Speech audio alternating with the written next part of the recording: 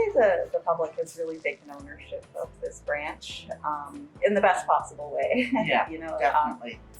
At every lunch hour, we get about like 60 to 80 teenagers who come in from the school next door, right? And it's just like a second home to them. It right? is. They know it's a place that they can come in and just relax and be themselves. They can go on the computers and play some games. They can grab a snack from here. It's a warm, welcoming space for them. And that's so important, in so many different neighborhoods and stuff, but I'd say especially for here. Yeah, especially for here. I think that, like the staff here, we all do it. We go above and beyond, and it's welcomed by the people in the community, including the kids.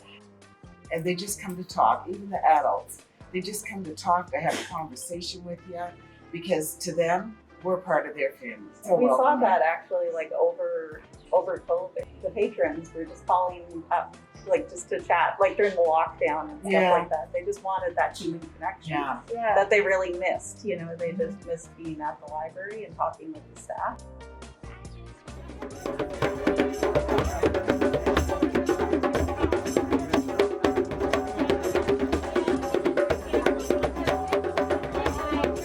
It's been a long marathon. I started out here back in 2014 when we didn't have an office space, and our goal was always, how can we better serve the Preston Township area? So fast forward to almost 8 years, we now have an office space.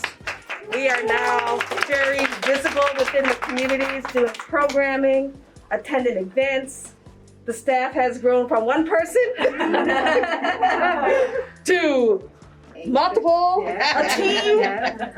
But through hard work, dedication, and community actually giving us a chance to say, we're listening, we're here, and we see you, and we want to work with you.